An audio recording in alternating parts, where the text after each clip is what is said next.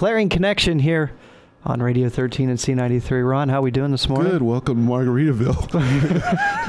Was that good enough? Yeah, that'll work. Okay. Our topic today in Clarion Connection is our efforts to save the Clarion Pool for the 2012 opening. And with me today are Carol Lapinto, now a Borough Council member and Vice President of Borough Council, and Dan Clark, kind of a spokesman for the efforts to save the pool. Do you want to just go into some background on what's been happening here? It's my understanding, while I have it in front of me, that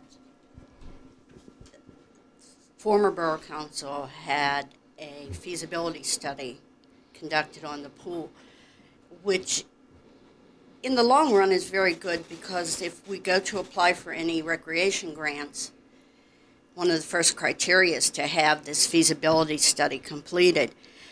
But Dan sent a letter in December, and I received a copy of it, and I thought it was the best letter that I had seen regarding this pool. And so then I had some contractors and engineers look at the feasibility study, and they felt that a lot of the things addressed in this could be completed like maintenance.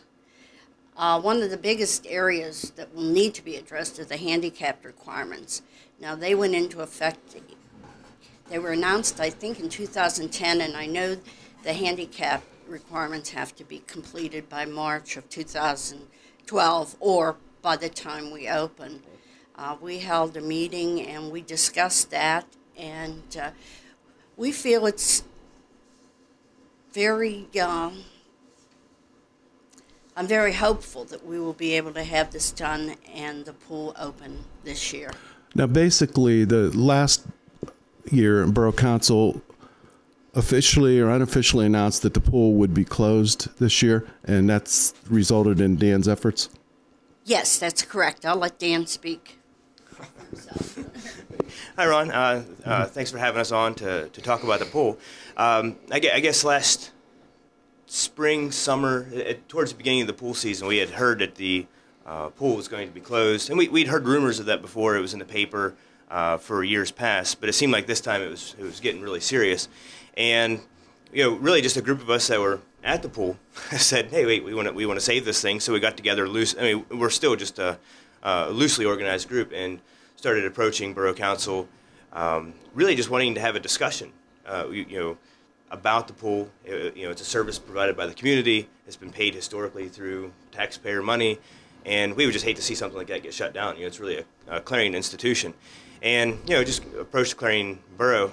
And I don't know. Last year, our efforts, we kept talking about this feasibility study, and everybody kept quoting, and in the paper kept quoting like this $200,000, $300,000. It kept changing, but really we wanted a serious, fact-based discussion about what would it really cost to keep the pool open, and that's really what we want. The feasibility study mentions a lot of things like, I think, water slides and mushroom pools and splash pools and stuff like that. And we, really just the pool the way it is great, and we were just we got together and addressed council about how can we help save the pool. Like, what can we do as far as maybe writing grants or help find information.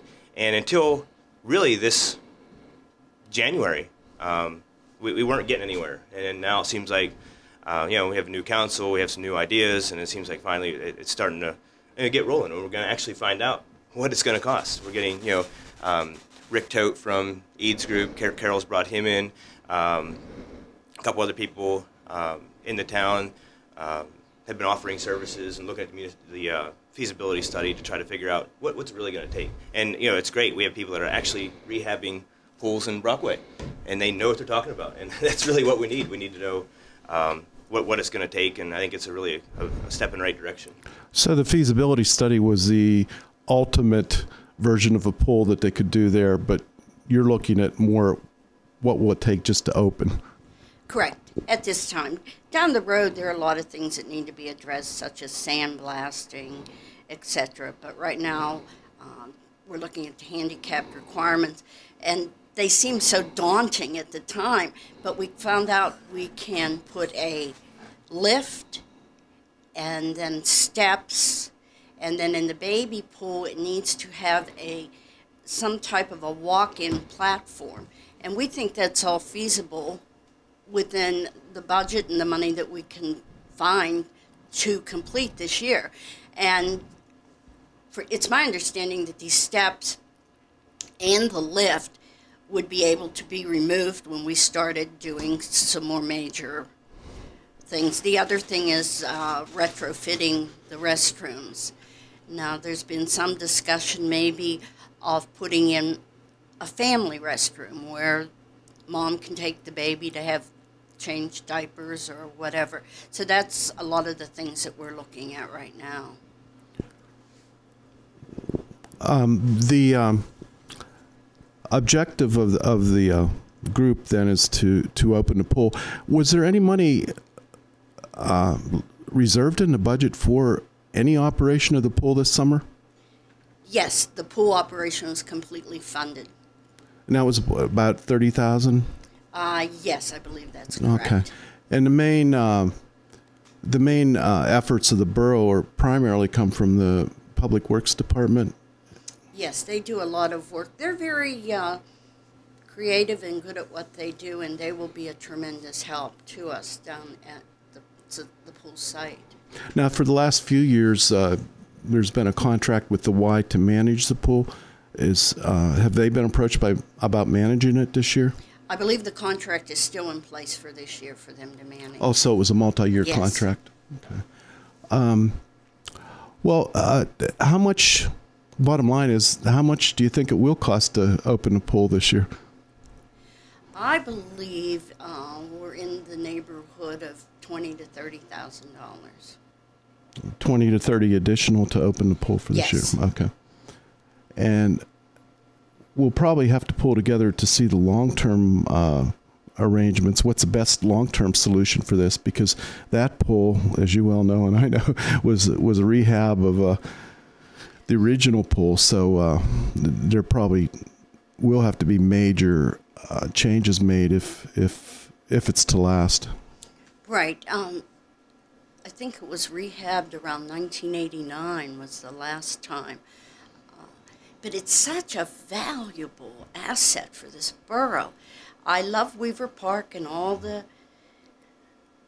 sports teams, but quite honestly, not all children can play sports. We need something for our families to walk to spend the afternoon with their children at this pool. And I, quite frankly, don't want to see this pool close.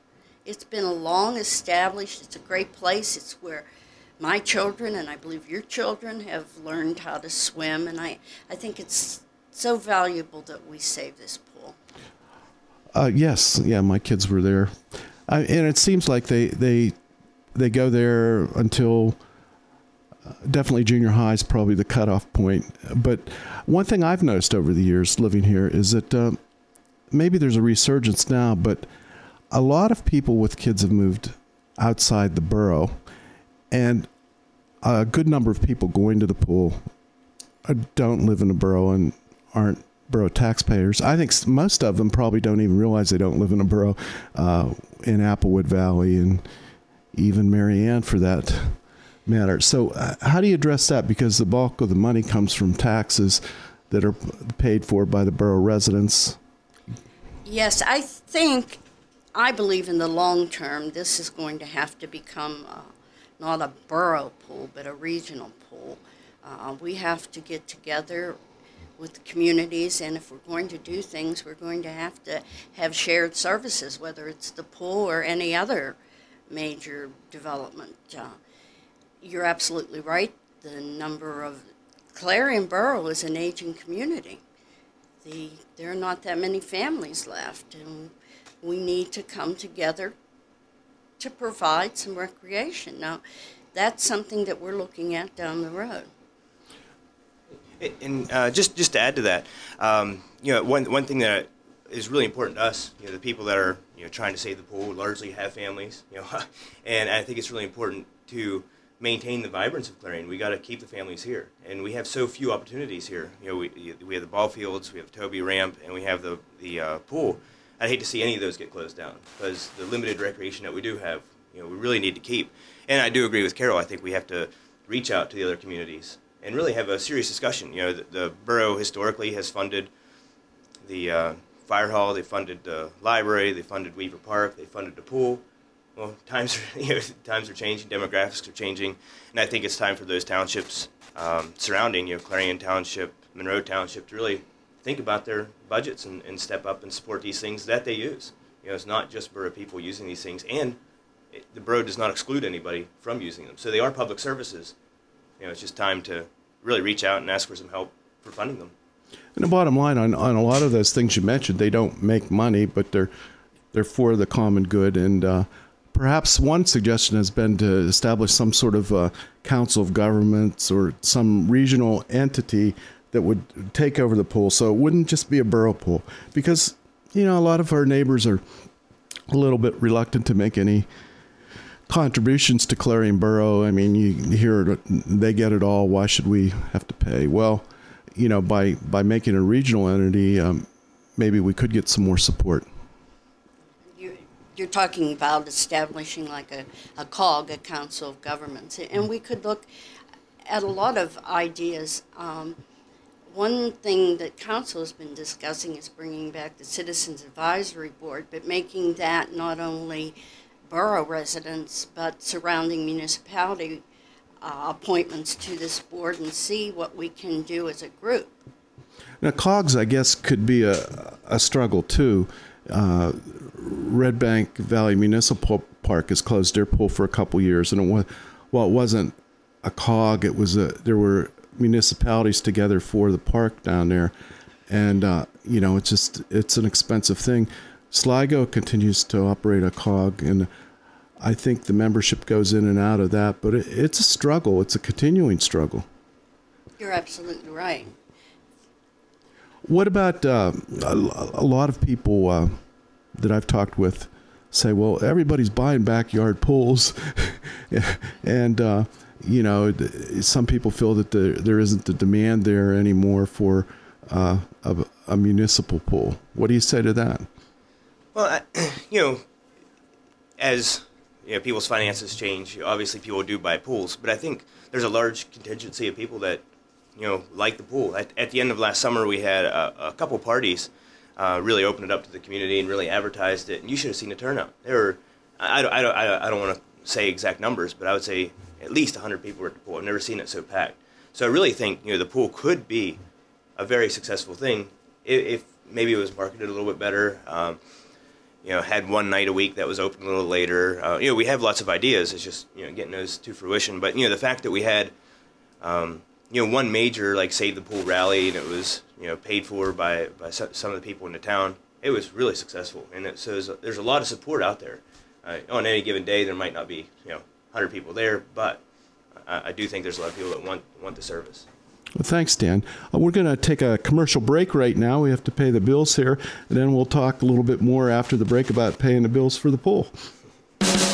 Missed opportunities can leave a person full of regret, like thinking of a great comeback 5 minutes later, not listening to that hot stock tip, or trading your Mickey Mantle rookie baseball card for a sandwich.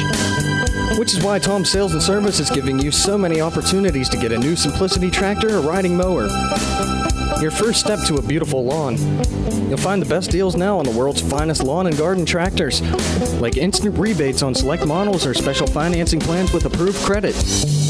Ask your dealer for details. This is your chance to own the only tractor that offers a free floating mower deck. Automatic controlled traction, full width rollers for a beautifully striped lawn, and of course that legendary Simplicity quality. Don't let a great opportunity like this pass you by. The preseason Simplicity sale going on now at Tom Sales and Service, Route 322 on top of Clarion River Hill. The way to a beautiful lawn runs through your neighborhood Simplicity dealer. They don't have a phone? They don't have a phone. They don't have a phone. They don't have a phone! You can post a job opening on a lot of websites that don't offer very good or even any customer service. We're not like that. We're ClarionVenangoHelpWanted.com, and we have a phone with real customer service human beings at the other end. They don't have a phone. I can't believe they don't have a phone. We're here for you. ClarionVenangoHelpWanted.com. Long name, amazing results. After years of being humiliated on the playground and having your bad hair and thick glasses ridiculed and mixing plaids with stripes, who's the nerd now, huh? ClarionVenangoHelpWanted.com invites all IT professionals to post their resumes with us. Local employers are currently seeking to fill IT, sales, programming, and medical jobs.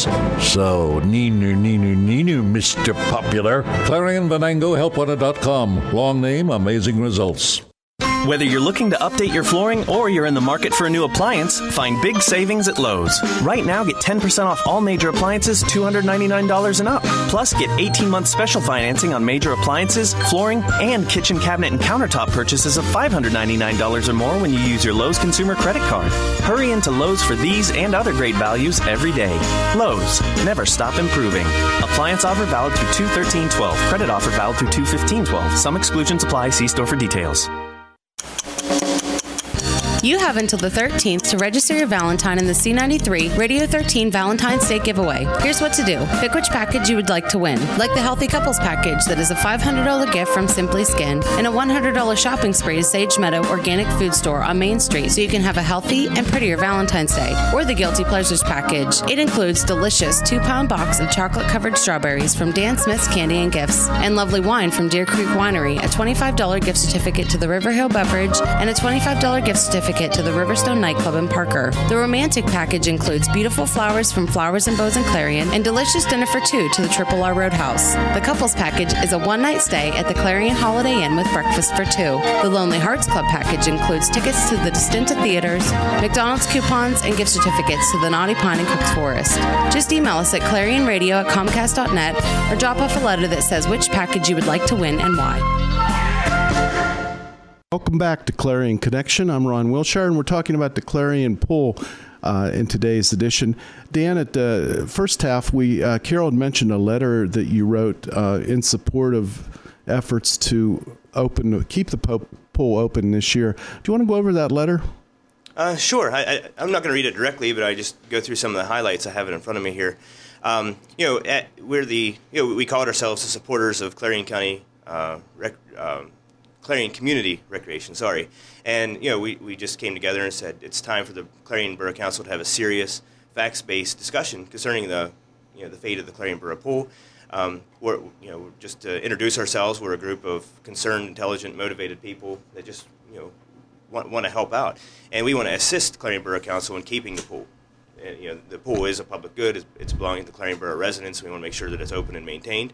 So we had just 3 or 4 items that we wanted to pursue, and the first one was to logically proceed with the fate of the pool. We must have detailed, itemized account of what's needed to open a pool, instead of talking ethereally about random ideas and random numbers. Let's get an engineer in here and really talk about it. And Carol, I think, has spearheaded bringing in some qualified people to talk about what it's going to take, and I think that's been a good discussion, because now we know that the ADA requirements aren't unreasonable.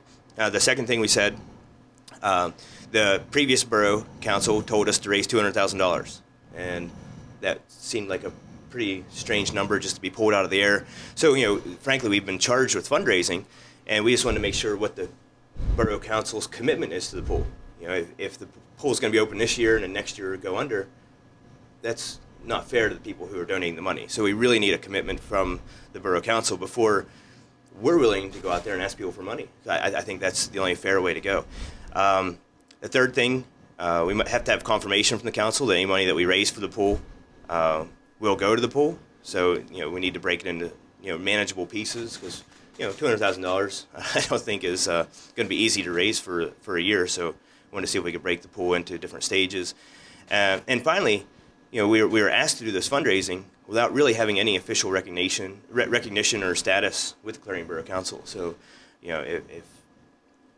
if we're going to be a recognized organization that's going to help with the pool, and I think we've gone, they've made some headway there. We have an ad hoc committee for the pool and for recreation. So I think a couple of these things are finally going to get addressed, and I think those were most of our concerns. We just want to really lay it out on the line and say, it's Clarion Borough's pool. It's the taxpayers' pool. And before it gets shut down, we need to have a discussion on what it's going to take to keep it open, and then proceed with facts and evidence. And in terms of looking at a long-term solution, before the break we were talking about possibly some type of regional approach to the recreation. Has there been any thought of tying the long-term solution in with the Clarion County Y?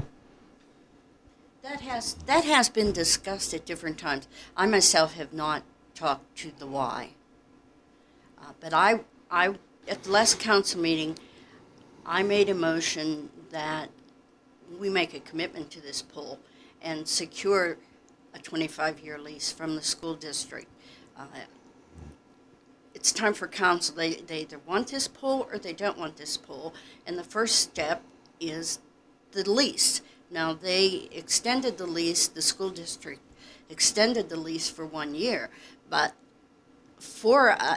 council needs to make a commitment to this pool, and that's why I am going after a 25-year lease with the school district. So the lease has already been extended 1 year for this year? Yes, that's my understanding. The school district did that.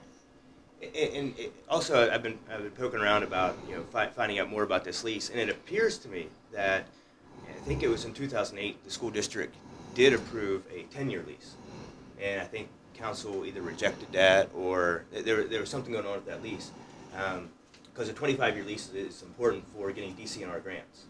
So since the 10-year lease must have been abandoned because now we're working on a 1-year lease, we really need to see if the school board is dedicated for a 25-year lease, because that's going to be really important for the fate of the pool as well. And it's on the school board property, and we hope that they value the pool and they want to move forward. But as far as their property, if they're going to expand the school or they need that land, it's a discussion we have to have together as a community. Right. I know when it was renovated in the 80s, most of it was from grant money using a CDBG, Community Development Block Grant money, to match a state grant.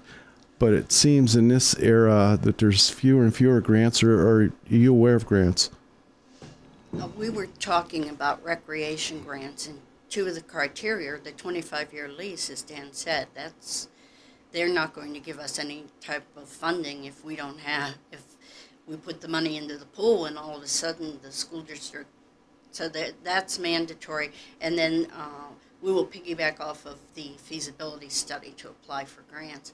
Now, the CDBG grants, they are saying that it's difficult to use that money at the pool because of the service area. Now, in the borough, it's low mod. You can use it, but Todd Colosimo tells us that because of the service area, it might be difficult to qualify the pool for the CDBG program. But it qualified in the past, yes. Under different regulations. Yes, under different regulations. And since that brings back too, since the service area is much larger than the borough, that may bring the drawbacks in terms of grant funding. Certainly, because you're looking at family income, and that's what drives CDBG program must 51% low in mod income, and I'm not sure you could match that with the service area in the pool. I remember Paul Weaver was always talking about one of the things he liked about the pool was that kids can go there and learn how to swim, so that as they migrate down to the river and in later years, that it prepares them for life. And I noticed some of the discussion at one of the council meetings dealt with using some money related to the sale of the municipal authority, and $150,000 was designated for improving the things in safety at Paul Weaver Park. But there seemed to be some discussion that either amending that resolution, because it was done by resolution. Any thoughts on that, Carol? I believe it was done by ordinance, Ron. Yes, Paul Weaver met with a member of council, and he expressed his concern that he wants the pool saved. And that's why we're looking at going back and amending that ordinance and utilizing some of the money that's at the park to make some of these improvements this year, mainly the handicap accessibility. So the money if it was approved and everything, would be used to make some of the more pressing ADA requirements. Right, right. When we looked at the feasibility study, and we had an engineer and a contractor look at it, they said some of the things are just maintenance items that we need to complete. So that's where we're coming up with being able to open this pool by just completing this list. Now, down the road, do we need major improvements? Yes. But according to the feasibility study, for the main pool, it's $180,000. And for the wading pool, it's $69,000. And then there's contingencies, whatever. And they're saying total necessary pool renovations and improvements are $311,000. And that's not addressing like a funnel type slide that were really not necessary, and these little umbrella things. So that's what we're looking at down the road with a major rehab. But we think we can do what's necessary to open the pool this year. And just to piggyback on that, you had mentioned, Ron, about having long-term, I guess, longevity to the pool and what it's really going to take. And it seems like the engineers that are looking at the feasibility study said that the pool's in pretty good shape the way it is right now. Obviously, things wear down, things fall apart, but he's saying, to open the pool this year, he said, like the main things like the pumps and things like that seem to be operating just fine. So. I remember when I was on council, when we looked at repairing the existing pool, which incidentally was made by people around town taking contributions and everything. But one of the main problems with it had been that they drained the water in the winter months, and so that was causing the walls to cave in. So, that's not done anymore. They leave a certain amount of water in. Right, because to keep the pressure on, and that's one of the things you learn, and maybe with newer engineering, and we can learn some other stuff about the operation of the pool. What are some of the great things you remember about the pool, Carol? Since you've been around here, you're older than dirt, and you've been around here forever. Now, you're an institution, Carol. You're the institution, Ron. No, Ron and I worked together for a long time. But I remember moving in from out of the area, and every afternoon packing up 4 children. I was a stay-at-home mom and taking them down to the pool. The pool was not only, and it still is, not only a recreation, it's a social aspect, and it's great for young families to get down there. I've made a lot of friends over the years down at that pool, and that's where my children learned to swim. And even though, a considerable amount of people using it aren't borough residents, in some ways it's a good attraction to get new families into the borough, which are vitally needed. Real estate prices anymore. I mean, you can get some bargains in town, and as the rental situation changes, it may be more attractive to younger families to move into town. We hope so. But so you're planning to keep fighting a good fight, Dan? Well, I don't want to think of it as fighting a fight. We're just some citizens that saw our elected people doing something we didn't want, so we just went and expressed our views, and I guess we're in it for the fight now. Great. Well, thanks for joining me today on Clarion Connection. It's been a great program. Next week we might be looking at Suboxone, so stay tuned.